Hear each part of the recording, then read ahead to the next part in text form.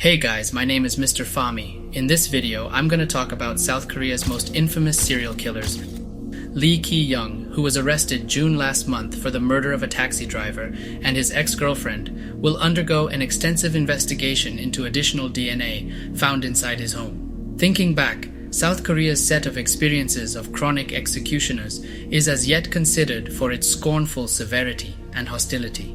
The following are three of Korea's most famous chronic executioners you will ever hear.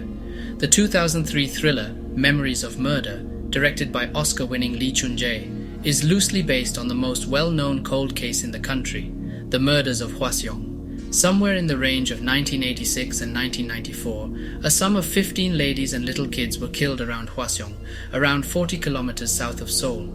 14 people ranging in age from 8 to 71 were found bound, gagged, raped, and strangled to death, typically in their own underwear. The awful idea of the killings and the inability to deal with the executioner tormented the country for a really long time. What's more, Lee's killings produced a few copycat violations. Korea was made aware of the significance of forensic science by the case. The cases stayed strange until 2019, when police sent proof gathered from the scene a long time back for DNA testing. The match was Lee Chun-jae, previously carrying out a day-to-day existence punishment for the homicide and assault of his sister by marriage.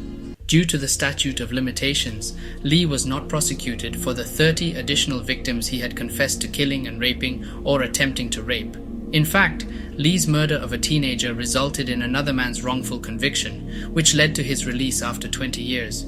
Growing up, Lee was calm, quite contemplative, his neighbors supposedly said. Lee claimed that a woman in his neighborhood raped him as a child. In any case, as per his better half, Lee was a heavy drinker who might genuinely manhandle his family, including his child.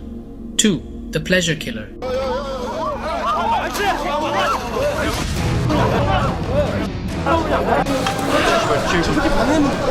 Jeong Nam-gyu killed 14 people and injured 19 between 2004 and 2006. His casualties were both female and male, as well as various ages.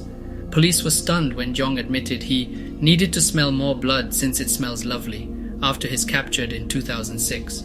He also told the police that he was sorry he wasn't caught before killing 1,000 people. His killing binge started with two young men, ages 12 and 13, at a jungle gym in Bucheon, 25 kilometers west of Seoul.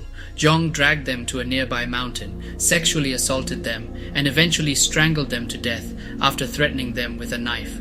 Jeong killed in limited, void roads or in the wake of breaking into casualties' homes. He involved a blade in his initial violations, yet changed to dull items, similar to hammers, as his killing binge proceeded. He searched for targets in the southwest of Seoul, where there were few surveillance cameras at the time. When Jeong was apprehended, he showed no remorse. He even grinned at the television camera while shooting his wrongdoing reenactment. According to reports, the American television series CSI Crime Scene Investigation and kept copies of articles about his killings. He received a death sentence in 2007, but he committed suicide in jail 2 years later. Jeong claimed that as a child, he had been physically abused by his father and sexually abused by a male neighbor. 3.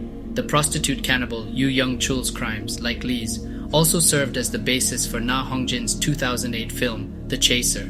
Yoo killed 20 individuals in Seoul from 2003 to 2004. 11 of the casualties were sex laborers. His first targets were a university professor and his wife, both 72 years old, who were killed in January 2003. Yoo claimed that the resentment he felt toward the wealthy was the driving force behind his killing spree. However, most of his casualties were either regular laborers or whores. After expanding their investigation into a series of his earlier murders, the police discovered that beginning in 2004, he primarily targeted sex workers. Particularly gloomy was the way he carried out his crimes. He dissected the bodies and, surprisingly, professed to have eaten the tissue of a portion of his casualties. Yoo was captured in July 2004 after pimps announced Yoo's home telephone number to the police after ladies who worked for them disappeared. In a media interview intently following his capture, Yoo said he trusted his wrongdoings would keep ladies from behaving like whores and stir the rich. He was sentenced to death in 2005 and is currently in prison. A 2019 episode of the investigative show Unanswered Questions on SBS claims that he continues to be hostile and aggressive in prison and uncooperative with guards. Yoo is supposed to serve for what seems like forever in prison, as Korea has not completed an execution sentence starting around 1997. Subscribe for more.